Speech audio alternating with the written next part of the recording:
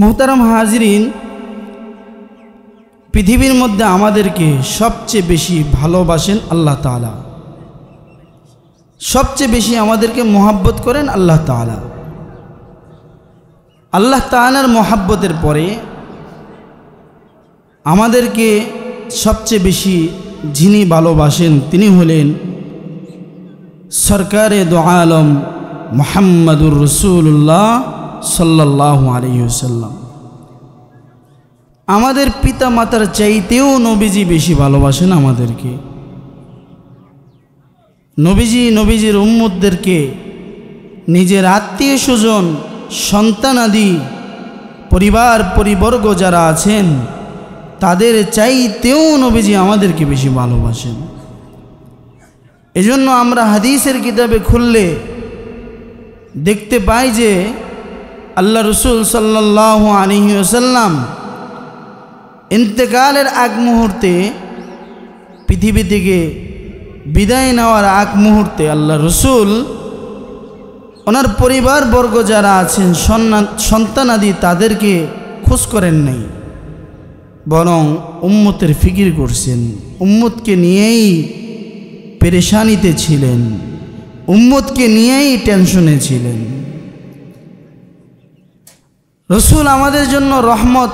আমার পূর্বের আলোচক বলেছেন কোরআনের আয়াত ধারা, ওমা আরসালনাকা ইল্লা রাহমাতাল লিল আলামিন। আমি শুধুমাত্র একটা ইঙ্গিত দিয়ে, ইশারা দিয়ে আমার মুখতাসার আলোচনা শেষ করব। নবীজি আমাদের জন্য কেমন রহমত এবং আমাদেরকে আল্লাহ রসুল কত বেশি ভালোবাসতেন। উম্মাহাতুল মুমিনিন হযরত আয়েশা সিদ্দিকা রাদিয়াল্লাহু তাআলা আনহা একদিন আল্লাহ রসুলের শরীরকে মেসেজ করে দিতেছিলেন, নবীজির খেদমতে নিয়োজিত। এমন সময় হযরত আয়েশা দেখলেন আল্লাহ রসুলের পিঠ মুবারকের মধ্যে বড় বড় গর্তের চিহ্ন দেখা যায়। আয়েশা বললেন, ইয়া রাসূলুল্লাহ, আপনার কি কোনোদিন কুষ্ঠরোগ হয়েছিল নাকি? আপনার পিঠে কুষ্ঠরোগ হলে সুস্থতা অনুভব করার পরে যে দাগ মানুষের শরীরে সৃষ্টি হয়, আপনার পিঠে এরকম দাগ দেখা যাইতেছে কেন? হযরতে আয়েশার এই প্রশ্ন যখন সরকারে দো আলম নবী হাবিবে কিবরিয়া নবী যখন শুনলেন, দীর্ঘ সময় যাবৎ আল্লাহ রসুল নীরব হয়ে চুপ রইলেন। আম্মা জান আয়েশা নবীর চেহারার দিকে তাকায় রইলেন, মনে মনে চিন্তা করতেছেন, মনে হয় আমার প্রশ্ন, এমন প্রশ্ন আমি করে ফেলছি যে প্রশ্ন দ্বারা নবীর কলিজায় আঘাত লেগেছে।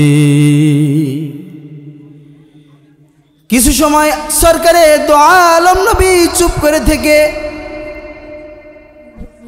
আম্মা জান আয়েশা নবীর চেহারার দিকে যখন তাকাইলেন, আয়েশা রাদিয়াল্লাহু তাআলা আনহা দেখতে পেলেন নবীজির দুটি চোখ বেয়ে বেয়ে অশ্রু ধারা প্রবাহিত হইতেছে। আল্লাহ রসুল ফুফিয়ে ফুফিয়ে কান্না করতেছেন। আয়েশা বললেন, ইয়া রাসূলুল্লাহ, ওগো সরকার, যদি আমি আমার প্রশ্ন দ্বারা আপনাকে কষ্ট দিয়ে থাকি মাপ চাই। সরকারে দো আলম নবী বললেন, আয়েশা, প্রশ্ন দ্বারা তো কষ্ট দাও নাই, তবে তুমি যে কথা আমাকে স্মরণ করায়া দিছো, এই কথা যখন আমার স্মরণ হয়, ওই যে আজ থেকে 9 বছর পূর্বে তায়েববাসীরা আমার উপরে পাশবিক যে নির্যাতন চালাইছে, ওই নির্যাতনের দৃশ্য আজও আমার চোখে বেশি ওঠে। আয়েশা রে, পিঠের অবস্থার কথা স্মরণ হইলে আমি নবী স্থির থাকতে পারি না। আল্লাহু আকবার। হযরত আয়েশা বললেন, ইয়া রাসূলুল্লাহ, 9 বছর পূর্বের ইতিহাস, তাইফে আপনার সাথে কি ঘটনা ঘটেছে যদি একটু খুলে বলেন। হাবিবে কিবরিয়া নবী বলেন, আয়েশা, মক্কাবাসীদেরকে কালিমার দাওয়াত দিলাম, কিন্তু তারা আমার দাওয়াতকে গ্রহণ না করার কারণে ভুক বড় আশা নিয়ে, মনে বড় আশা নিয়ে আমি সুদূর তায়েফে আমি গিয়েছি। দাওয়াতের মেহনতের কাজ নিয়ে যখন আমি তায়েফবাসীদের নিকট পৌঁছাইলাম, আমার মনে অনেক বড় আশা ছিল, আর কেউ যদিও গ্রহণ না করে, তায়েফবাসীদের আবহাওয়া মক্কা থেকে আলাদা আবহাওয়া, তায়েফবাসীদের হৃদয় হয়তোবা মক্কাবাসীদের হৃদয় থেকে নরম। এই বুক ভরা আশা নিয়ে আমি যখন তায়েফে ঢুকলাম, তায়েফে যাওয়া কিন্তু স্বাভাবিক কোনো বিষয় নয়, বরং মক্কা থেকে তায়েফটা হলো প্রায় 15,000 ফিট উঁচু জায়গা। এই উঁচু জায়গায় আল্লাহ রসুল গেলেন। যেই সময় আল্লাহ রসুল দাওয়াতের কাজে গেলেন, নবীর সাথে তেমন কোনো সাথী নাই, সাহায্যকারী নাই। সরকারে দো আলম ছোট্ট সাহাবী খাদেম হযরত যায়েদকে নিয়ে উপরে গেলেন। তায়েফবাসীরা আল্লাহ রসুলের দাওয়াত তো গ্রহণ করি নাই, বরঞ্চ আল্লাহ রসুলের উপর থেকে বৃষ্টির ন্যায় তারা যখন পাথর নিক্ষেপ করে, রসুলের মোবারক শরীর থেকে পাথরগুলো লেগে রক্তের ফুঙ্কার চালু হয়ে যায়। এমন সময় আল্লাহ রসুলের সাথে থাকা ওই যে ছোট্ট সাহাবী যায়েদ বলে, ও তায়েফবাসীরা রে, তোদের যদি আঘাত করি মনের বাসনা পূরণ করতে হয়, তাহলে তোদের কাছে আমি হাত পাইতা, তোদের কাছে আমি মাপ চাই,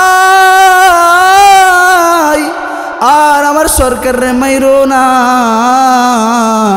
যদি রক্ত বের করে তোমরা আত্মতৃপ্তি পাও, আমি যায়েদ আমার বুক খুলে দিলাম, মারো, যত পাথর নিক্ষেপ করার দরকার আমাকে মারো। তারপরও যে নবীকে আকাশের মেঘমালা ছায়া দেয়, যে রসুলকে পাহাড় পর্যন্ত সালাম দেয়, ওই রসুলকে আর কষ্ট দিও না।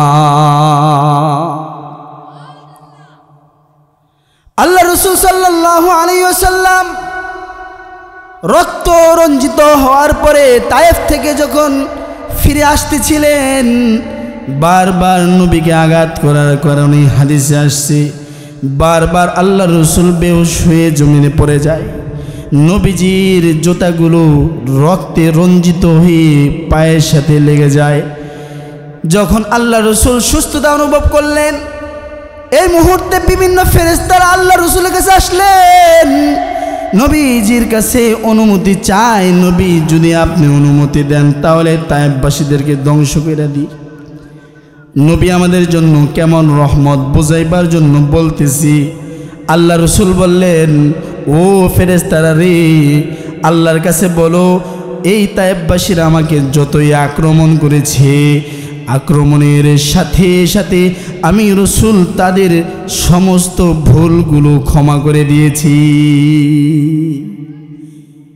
আল্লাহ নবী বললেন যে আমি ওদেরকে এই আশায় মাফ করছি, হতে পারে আজ তারা কালিমার দাওয়াত গ্রহণ করে নাই, কোনো না কোনো একদিন তায়েফ থেকে ইসলামের কালিমার পতাকা নিয়ে তারা ইসলামের ঝান্ডা নিয়ে পৃথিবীর আনাচে কানাচে দাওয়াতের কাজ করবে। এই জন্য আমি তাদের বিরুদ্ধে বদদোয়া দিই নাই, বরং আমি তাদেরকে মাফ করে দিছি। সুবহানাল্লাহ। মুহতারাম হাজিরিন, নবীর এই ইহসানের কারণে, নবীর এই দয়ার কারণে তায়েফ থেকেই এমন একজন সিপাহ সালার তৈরি হয়েছে, বীর মুজাহিদ বের হয়েছেন, হযরত কাসেম, যার দাওয়াতের মেহনতের মাধ্যমে ভারত উপমহাদেশে মুহাম্মদ বিন কাসেমের দাওয়াতের মাধ্যমে আমরা ইসলামের ছায়া তুলে আসতে পেরেছি। অন্যথায় নবী সেই দিন বদদুয়া দিলে হতে পারত ওইখান থেকে ধ্বংস হওয়ার কারণে মুহাম্মদ বিন কাসিমও বের হতো না, আমরাও হয়তোবা ইসলামের দাওয়াত পেতাম না। এই জন্য নবীজির সিরাতের ক্ষুদ্র একটা কথা দাওয়াত আপনাদের সামনে পেশ করলাম। নবী আমাদের জন্য কেমন রহমত, যেহেতু নবী আমাদের কেমন ভালোবাসেন, আমাদেরও উম্মত হিসেবে উচিত আল্লাহর রসুলকে নিজের জীবনে, ব্যক্তি জীবনে, পারিবারিক জীবনে, সামাজিক জীবনে, এমনকি রাষ্ট্রীয় জীবনেও আল্লাহর রসুলের আদর্শকে আমাদের মাথার তাজ বানিয়ে প্রতিটি স্থানে, প্রতিটি জায়গায়, প্রতিটি মুহূর্তে নবীর সুন্নতকে আঁকড়ে ধরে আমাদের জীবনকে সোনালী জীবনে রূপান্তরিত করা। আল্লাহ তাআলা আমাদের সকলকে জিন্দিগিভর মৃত্যু তাক সুন্নতের উপরে চলার, আমল করার তৌফিক দান করেন। ওয়া আখিরু দাওয়ানা আনিল হামদুলিল্লাহ।